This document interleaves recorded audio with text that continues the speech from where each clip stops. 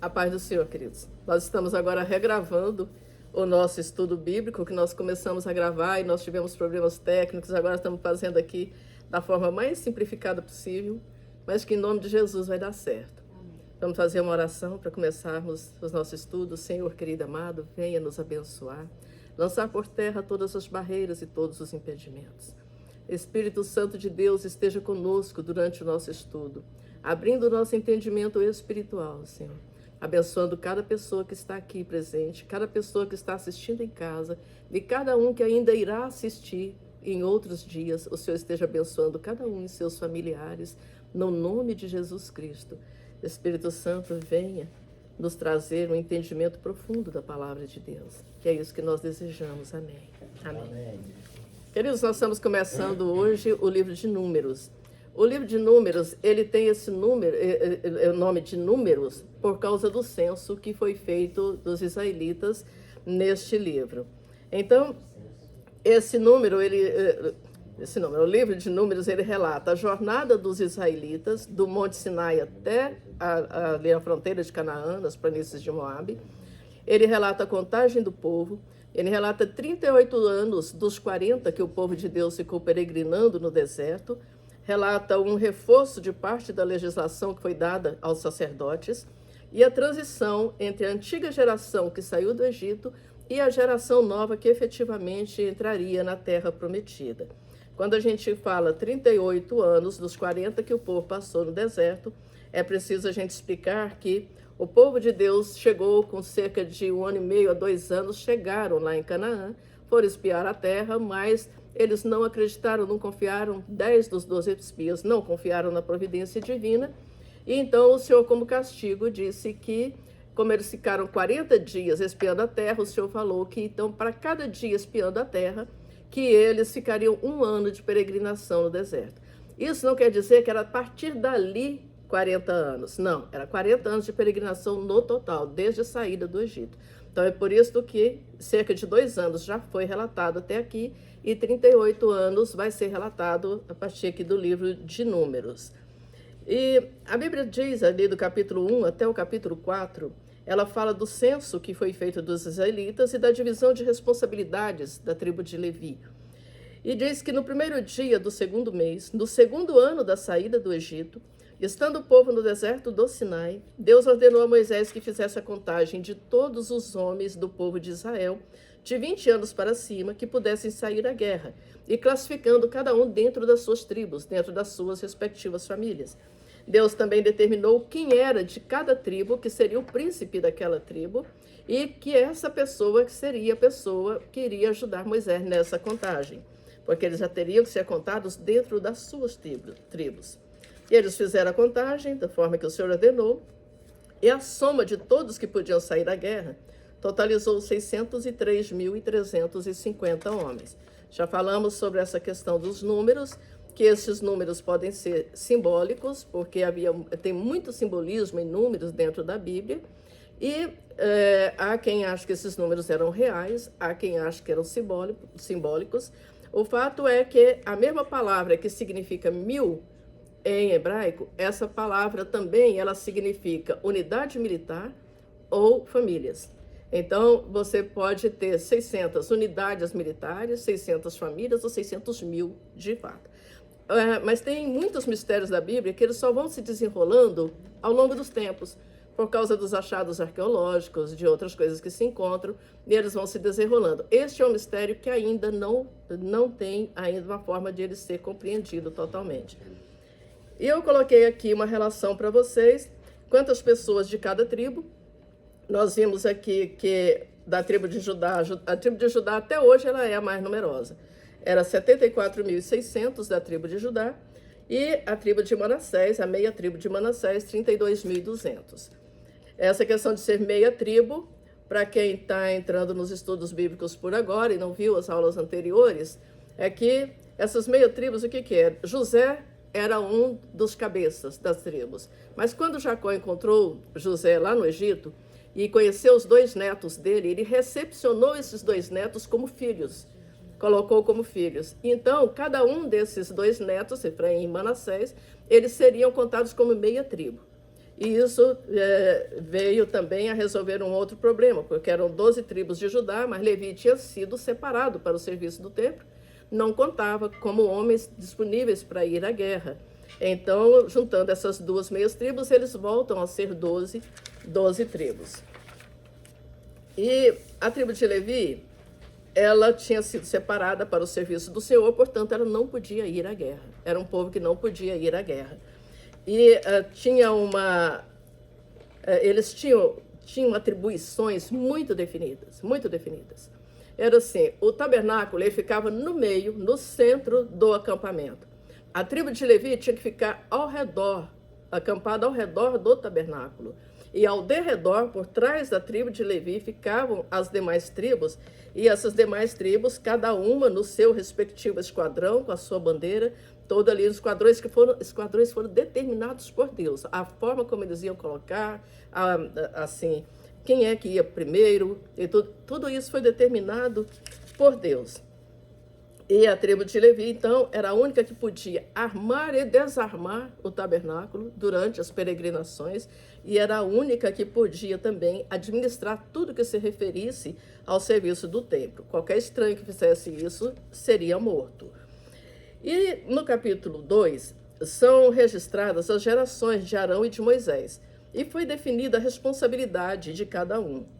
Nós vimos que 2 dos filhos de Arão foram mortos pelo Senhor por terem oferecido fogo estranho diante do Senhor lá no tabernáculo. Então sobraram os filhos Eleazar e Itamar. Então esses 2 filhos de Arão que sobraram, eles foram consagrados para administrar o sacerdócio. E os demais levitas das tribos de Gerson, Coate e Merari, esses demais levitas, eles serviriam aos sacerdotes e nos outros serviços do templo. E o Senhor ali reafirmou também algo que ele já tinha falado lá desde a saída do Egito, que todos os primogênitos eram dele. Por que o Senhor definiu isto? Porque quando ele passou com o espírito da morte lá no Egito e matou todos os primogênitos do Egito, ele não matou os primogênitos dos filhos de Israel. Então ele diz, os primogênitos dos filhos de Israel, que ele passou por cima das casas, isso é que significa pensar, ele passou por cima, então, e ele livrou os primogênitos. Ele disse, então todos os primogênitos de Israel são meus. E então o Senhor definiu ali, aqui vem mais uma informação, conforme nós sempre falamos para vocês, que o estilo de escrita na Bíblia era o seguinte, num capítulo você coloca algumas informações, no outro você coloca um pouco mais de informação, no outro vem mais informação. Então aqui vem mais uma informação, aqui em Números, acerca dessa questão dos primogênitos. Aqui o Senhor define que a tribo de Levi, eles ficariam no lugar de todos os primogênitos de Israel. E os animais da tribo de Levi ficariam no lugar dos primogênitos dos animais de Israel. Nós sabemos que os primogênitos dos animais eram sacrificados e os primogênitos dos levitas eram resgatados. O que significa ser resgatado na Bíblia? Pagava-se ao templo um valor que havia sido estabelecido pelo resgate daquela pessoa. Então, quando Deus mandou fazer essa contagem, o total de levitas foi de 22 mil levitas, mas o total de primogênitos foi de 22.273. Então, passaram 273.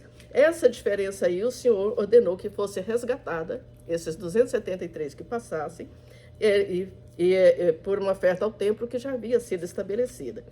E o Senhor também definiu quais obrigações em relação ao templo que seriam de responsabilidade de cada um dos demais filhos de Levi, o Gerson, o Coate e o Merari.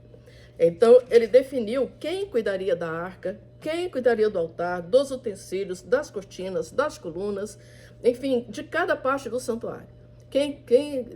Todas as partes do tabernáculo, ele definiu quem é que cuidaria. Aqui na apostila está santuário, eu vou mudar, é cada parte do tabernáculo. O santuário era uma das partes do tabernáculo.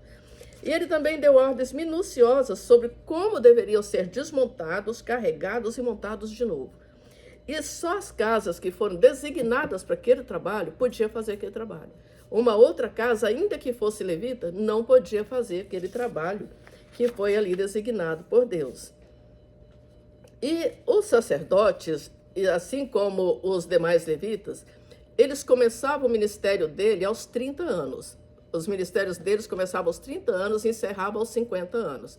Sendo que, no caso dos ministérios dos sacerdotes, eles podiam, depois dos 50, ainda trabalhar na guarda do templo, mas não ficaria responsável por uma atribuição específica. E essa faixa etária aí, dos 30 até os 50, permaneceu durante todo o tempo que o povo ficou no deserto e muitos mais centenas de anos depois, até a construção do Templo de Salomão. Só na construção do templo é que foi alterada essa idade de servir no templo, porque aí já não tinha funções que não existiriam mais, com o templo já colocado num lugar fixo. Porém, Jesus obedeceu a essa determinação que foi dada por Deus aqui. E ele começou o ministério dele aos 30 anos. É por isso que Jesus começou o ministério dele aos 30 anos. Porque ele era o último e eterno sacerdote, rei dos reis e o último e eterno sacerdote. Então, ele cumpriu esse mandamento aqui, essa ordem de que começaria o ministério com 30 anos. Jesus precisava cumprir toda a lei. E ele cumpriu toda a lei. Então, ele tinha que começar o ministério aos 30. No capítulo 5, são reforçadas as regras sobre pureza e sobre pecados cometidos contra o próximo e a forma de purificação desses pecados. E aqui eu quero chamar a atenção de vocês, porque nesse tipo de leitura aqui, é preciso distinguir a lei que foi estabelecida por Deus da lei cerimonial e da lei civil que foi dada por Moisés, embora ela também fosse de inspiração divina. Mas a lei de Deus, e a maioria dos mandamentos de Deus estão lá em Êxodo 20, a lei de Deus, ela sempre começa com um verbo no imperativo. Faça, não faça. Você não vai fazer, não matarás, não isso, não, não faça ou faça. É sempre um verbo no imperativo, não é? E porque ela não está vinculada à cultura de um povo, ela não está vinculada à época, no espaço geográfico, no tempo, ela não está vinculada a isso. Porque são princípios universais, que se aplicam a todos os povos, em todos os lugares, em todas as épocas. A lei de Deus se aplica como princípio universal, até a volta de Jesus Cristo. Já as leis cerimoniais eram leis que apontavam para a vinda de Jesus e para o sacrifício de Jesus na cruz. Então, elas vigoraram até que Jesus viesse e fosse o último sacrifício. Elas tiveram a sua importância, ali aqueles sacrifícios que se fazia no templo, tudo aquilo, apontavam para o sacrifício final de Jesus Cristo. Enquanto que as leis civis, como nós já explicamos em outras aulas, as leis civis, como toda lei civil de todo e qualquer lugar, elas regulam as interações na sociedade, aquilo que já existe numa sociedade. A lei civil não entra no aspecto se aquilo é moral, se não é moral. Ela vai regular as relações que existem numa sociedade. Então, por causa disto, elas são temporais, elas estão sujeitas a um contexto cultural, não é? E, da mesma forma como é hoje, não necessariamente a lei civil vai guardar conformidade com a lei de Deus. Da mesma forma como é hoje. Hoje nós temos uma lei civil que regula aspectos que são condenados dentro da lei do Senhor. Mas a lei civil tem que tratar desse assunto, porque é algo que acontece na sociedade, então tem que tratar. Da mesma forma, era a lei civil naquele tempo. Então, eu vou dar um exemplo para vocês, que está aqui no capítulo 5. É por isso que eu estou trazendo isso aqui no capítulo 5. Porque muitas pessoas ficam com muita dúvida quando lê isso e fica com dúvidas sobre a Bíblia, né? Aqui, lembra? Vocês estão lembrados que a gente falou? A lei de Deus, ela é para todos os povos, em todas as épocas, em todas as culturas, em todos os lugares. Então, veja, embora a lei do Senhor, a lei de Deus, que está lá em Êxodo 20, ela tenha sido estabelecida num período extremamente machista, mas a lei de Deus, ela alcançava homens e mulheres. Não existia nada que o Senhor falasse, faça ou não faça, que não fosse para homens e mulheres. Era para os dois casos. Quando o Senhor fala assim, não adulterarás, veja que aqui é um faça ou não faça, né? Não adulterarás, se aplica ao homem e à mulher. Mas na lei civil que foi dada aos israelitas, se aplicava somente à mulher. por causa do contexto. Só a mulher era penalizada por causa do contexto cultural, não apenas dos israelitas, mas do contexto cultural de todos os povos ao redor. Era dessa forma. Moisés, na verdade, ele deu uma aliviada naquilo que se praticava nos povos ao redor. Então, ele estabeleceu o quê? Que quando não houvesse um flagrante do adultério, que bastava o testemunho da mulher e a pena dela era a possibilidade de ela ser amaldiçoada por Deus ou não. Essa era a pena. E junto, ele introduziu uma coisa que não existia nos outros povos, que era o perdão do marido. Então, caso a Bíblia chama de espírito de ciúmes, fala com essa expressão, espírito de ciúmes. Caso o marido tivesse tomado pelo espírito de ciúmes, por desconfiar da sua esposa, que ela tivesse traído ele levaria a esposa ao sacerdote com uma oferta, e o sacerdote daria para a mulher beber um copo com água, com pó do santuário. Misturava pó do chão do santuário nessa água e daria para a mulher beber, e antes ela tinha que fazer um juramento sob pena de maldição de Deus. Então, ela fazia esse juramento, e se ela estivesse falando a verdade, né, ela ia dizer se ela era inocente ou se ela não era inocente. Se ela não falasse a verdade, se ela jurasse falsamente, ela estaria debaixo da maldição. A maldição estaria sobre ela. E o sacerdote, ele escrevia essa maldição no livro, pegava uma parte dessa água que estava no copo e com essa água ele apagava aquilo que ele escrevia. Isso aí simbolizava o quê? Que o marido tinha que estar lá com uma disposição para perdoar, porque ele apagava aquela maldição que ele escrevia ali. E junto, então, se a mulher estivesse falando a verdade, ela estaria limpa e ela conceberia filhos. Veja aqui um aspecto que é importante para toda a leitura bíblica. Vocês vão entender por que a mulher estéril ela era muito marginalizada, porque acreditava-se que ela estava debaixo de uma maldição. Então, a mulher, quando ela não tinha filhos, ela não podia dar filhos ao seu marido, ela era, de certa forma, marginalizada. E por isso que elas eram tão desesperadas para ter um filho, para dar um filho para o marido, para que ela não se entendesse que ela estava debaixo de uma maldição. Assim, inclusive Ana, quando ela foi orar a Deus por um filho, que foi Samuel, ela ofertou aquele filho para o templo, porque ela só queria mostrar que ela não era amaldiçoada, ela queria ter um filho. E lá no capítulo 6, nós vamos ter o voto de Nazireu, que nós vamos falar aqui rapidamente sobre isso, que o que é Nazireu? Nazireu significa uma pessoa que é separada, consagrada para Deus. Ela podia ser consagrada por um tempo determinado ou por toda a vida dela. Existe essa possibilidade de ser consagrada para sempre ou só um tempo.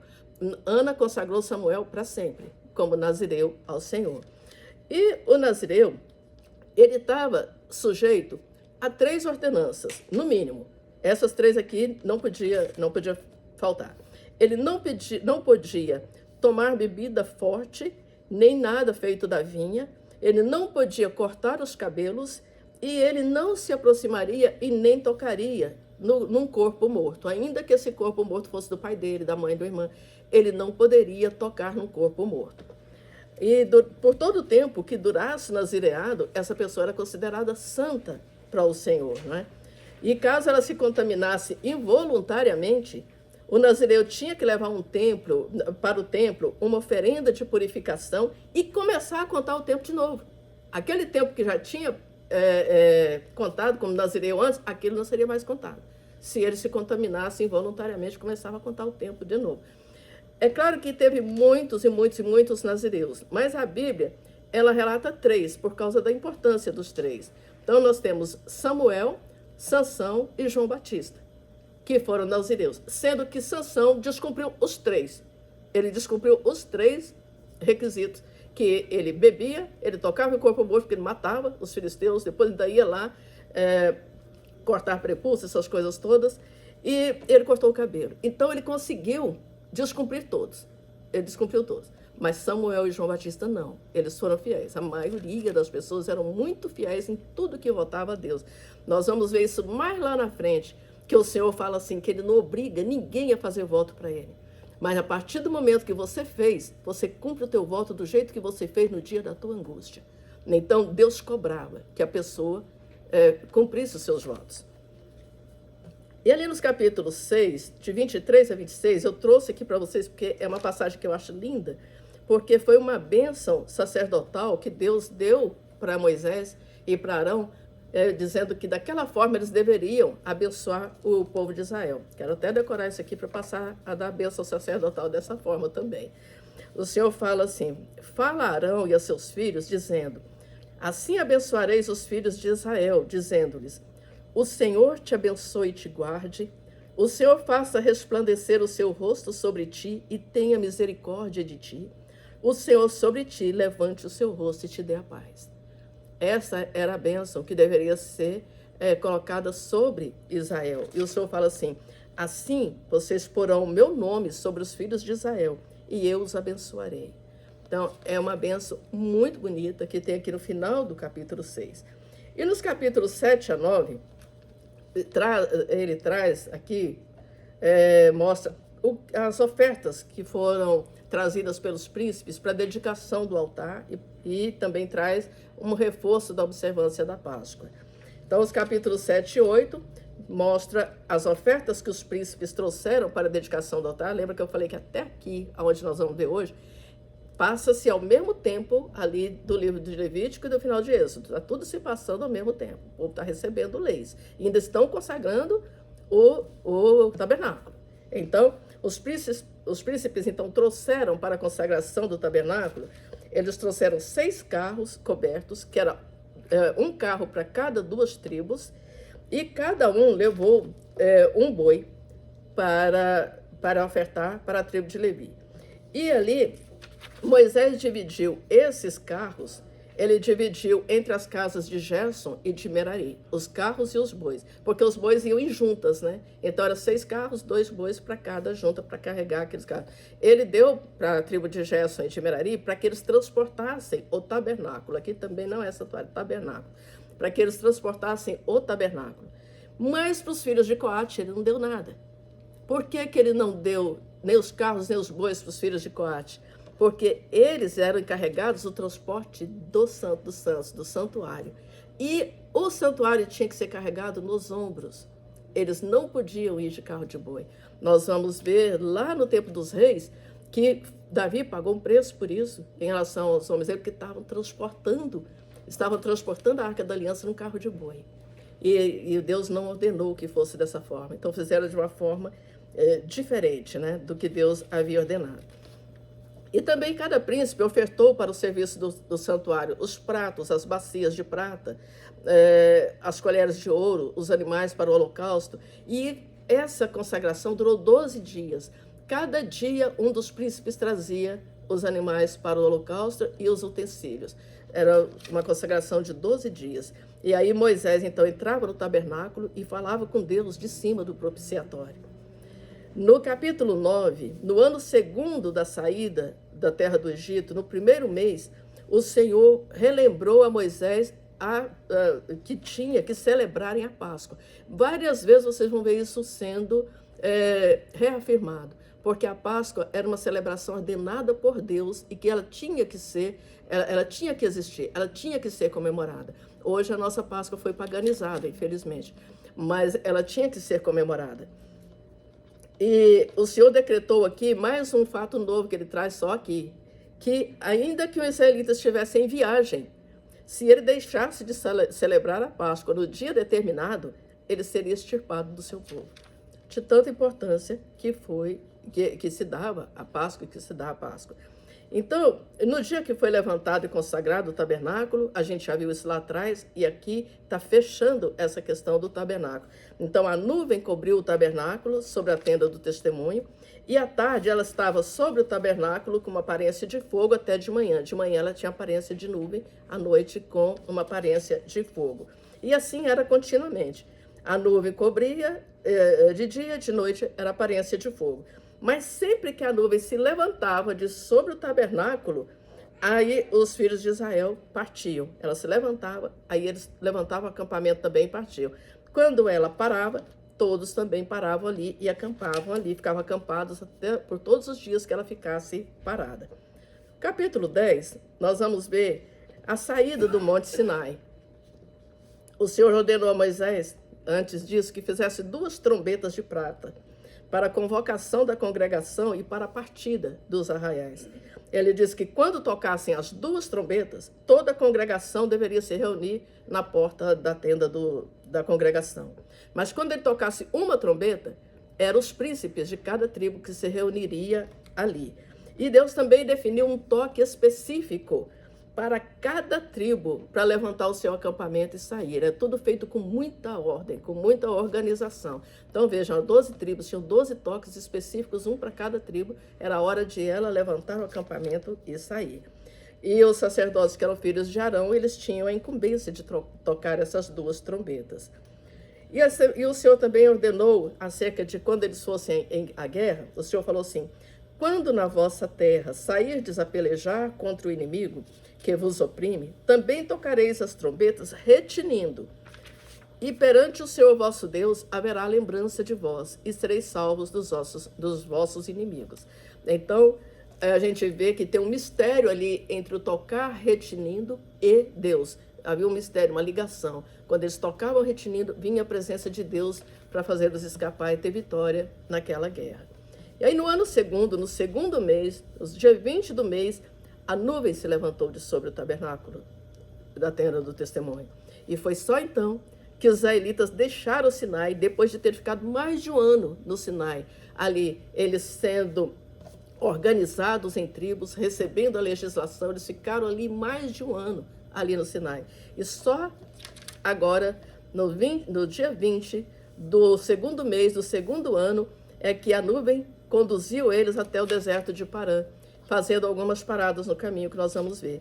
Então, essa foi a primeira vez que os israelitas partiram depois das instruções que receberam de Deus. E partiram na seguinte ordem aqui, conforme foi determinado pelo Senhor. Primeiro, partiram as tribos de Judá, Issacar e Zebulon. E depois desses 3, vinha os levitas, filhos de Gerson e de Merari, e partiam, levando o tabernáculo. Depois partiam as tribos de Efraim, Manassés e Benjamim. E, por último, fechando... depois desses partiam Rubem, Simeão e Gade. E aí partiam os coatitas, carregando o Santo dos Santos no ombro. Carregando o santuário no ombro. Aí é que partiam Efraim, Manassés e Benjamim. E, por último, fechando a retaguarda, partiam as tribos de Dan, Aser e Naphtali. E a Bíblia fala assim: assim partiram do monte do Senhor, caminho de 3 dias. E a arca da aliança do Senhor caminhou diante deles, caminho de 3 dias, para lhes buscar lugar de descanso. E a nuvem do Senhor ia sobre eles de dia, quando partiam do arraial. E todas as vezes que eles levantavam acampamento, daí até completar os 40 anos, todas as vezes levantavam acampamento, quando a arca partia, Moisés falava com o Senhor, falava: levanta-te, Senhor, e dissipados sejam os teus inimigos, e fujam diante de ti os que te odeiam. E quando a arca parava, ele falava: volta, ó Senhor, para os muitos milhares de Israel. E no capítulo 11, começam uma nova série de murmurações dos israelitas. A Bíblia diz que lá em Taberá, o povo se queixou da sua sorte, mas aqui não fala exatamente acerca do que eles se queixaram. Só fala assim, que eles se queixaram da sua sorte, e isso pareceu muito mal aos ouvidos do Senhor. E a ira de Deus se acendeu, e o fogo do Senhor ardeu entre eles e consumiu as beiradas do arraial. Consumiu as pessoas que estavam ali nas beiradas do arraial. Então eles clamaram a Moisés, e Moisés orou ao Senhor e o fogo se apagou. Mas, isso ali em Taberá. Mas na frente eles estavam em Quibrote-Hatavá, e uma parte do povo passou a ter um grande desejo por carne, e tornou a chorar, dizendo assim: quem nos dará carne para comer? Lembramo-nos dos peixes que no Egito comíamos de graça, e dos pepinos, e dos melões, das cebolas, dos alhos. Então, assim, mas agora a nossa alma se seca. Coisa nenhuma há, senão este maná, diante dos nossos olhos. Irmão, eu vou dizer uma coisa para vocês. Tem uma coisa que Deus visita, além da arrogância, é a ingratidão. Deus visita. E foi por causa dessa murmuração, em uma outra aula nós vamos ter oportunidade de falar isso, é por causa disto que dentro da arca tinha um pote com maná. E aí Moisés ouviu esse povo chorar pelas famílias deles na porta das suas tendas e viu também a ira do Senhor se levantando por causa disto. E isso, da ira do Senhor se levantar e do povo ali chorando, pareceu mal aos olhos de Moisés, e ele falou para o Senhor: por que fizeste mal a teu servo, e por que não achei graça aos teus olhos, visto que puseste sobre mim o cargo de todo este povo? De onde teria eu carne para dar a todo este povo? Porquanto contra mim choram, dizendo: dá-nos carne a comer. Eu só não posso levar a todo este povo, porque muito pesado é para mim. E se assim fazes comigo, mata-me, peço-te. E aí o Senhor respondeu para Moisés: ajunta-me 70 homens dos anciãos de Israel, que sabem serem anciãos do povo, e seus oficiais, e os trarás perante a tenda da congregação, e ali estejam contigo. Então eu descerei, e ali falarei contigo, e tirarei do espírito que está sobre ti, e o porei sobre eles. E contigo levarão a carga do povo, para que tu não a leves sozinho. E dirás ao povo: santificai-vos para amanhã, e comereis carne, porquanto chorastes aos ouvidos do Senhor, dizendo: quem nos dará carne a comer? Pois íamos bem no Egito, e por isso o Senhor vos dará carne e comereis. Não comereis um dia, nem 2 dias, nem 5 dias, nem 10 dias, nem 20 dias, mas um mês inteiro, até vos sair pelas narinas, até que vos enfastieis dela. Porquanto rejeitastes ao Senhor, que está no meio de vós, e chorastes diante dele, dizendo: por que saímos do Egito? E Moisés ainda argumentou com o Senhor que aquele povo era muito numeroso. E como é que o Senhor ia dar carne para eles por um mês inteiro? E o Senhor respondeu para Moisés: teria sido encurtada a mão do Senhor? Agora verás se a minha palavra se há de cumprir ou não. Então Moisés falou para o povo todas as palavras do Senhor e ajuntou ao redor da tenda 70 anciãos que Deus determinou. E o Senhor desceu da nuvem e colocou do espírito dele que estava sobre Moisés, sobre esses 70 anciãos. E depois disso, Deus mandou um vento, e esse vento trouxe codornizes do mar e espalhou essas codornizes pelo arraial, quase que caminho de um dia. Tinha codornizes espalhadas de um lado e de outro ao redor do arraial, e com quase 2 côvados de altura. 2 côvados, 90 centímetros mais ou menos. Então era quase 90 centímetros de altura, e havia codornizes ali.